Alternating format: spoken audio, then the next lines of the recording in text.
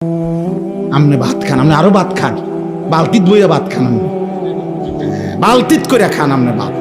রাক্ষস দুনিয়া ভোগ কর বেটা, যা বেটা ভোগ কর, সুদ কর দুনিয়া, যে নে বেটা, হারাম কর, দে নে দুনিয়া নে, যা পুরাটা দিলাম তোরে বেটা।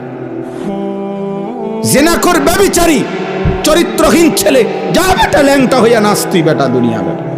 কয়দিন বেটা? 60 বছর, 70 বছর, এরপরে মরবি না বেটা? তোর বাপ মরে নাই, তোর দাদা মরে নাই, তোর বংশের কেউ মরে নাই না ফরমান? ওরা বাঁচতে চায় নাই, থাকতে পারছে কেউ? তো তুমি যে মাতবুরি দেখাইতেছ কিতা? হ্যাঁ, বিষয়টা কি? এক এক ছেলের গাদ্দারি দেখলে, অসভ্যতা দেখলে আল্লাহকে কিছুই মনে করে না। এত নিকৃষ্ট বাচ্চা, ছি ছি ছি ছি,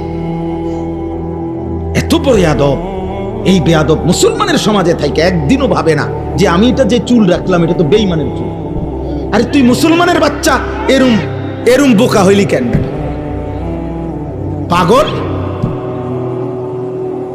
মাতাল, একবারও ভাবলা না কার চুল রাখলা, কার মতো সাজলা?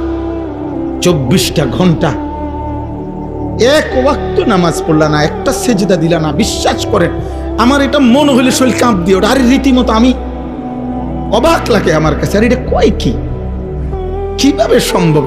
এটা মানুষের বাচ্চা কেমনে হয় আমি এটা বুঝিয়ে না। এটা এক ওয়াক্ত নামাজ পড়ে না, মুসলমানের ঘরে এত বড় জানোয়ার। আস্তাগফিরুল্লাহ, আস্তাগফিরুল্লাহ। আহা, আরে বলে কি? একজন মুসলমানের ঘরে জন্ম নিয়ে, যার মা মুসলমান, বাবা মুসলমান, তুমি এত নারী দেখো, এত উলঙ্গ ছবি দেখো, ছি ছি। তোর মার কথা একবারও মনে পড়ে না? এই বেটা, তোর মারে যদি এমন উলঙ্গ সবাই দেখে,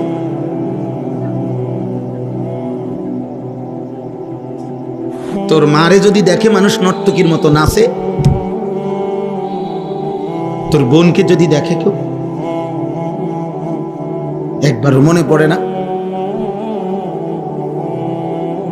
যাকে দেখো সে তো কারো মা, সেও তো কারো বোন, সেও তো কারো ফুফি, সেও তো কারো খালা, সেও তো কারো কন্যা।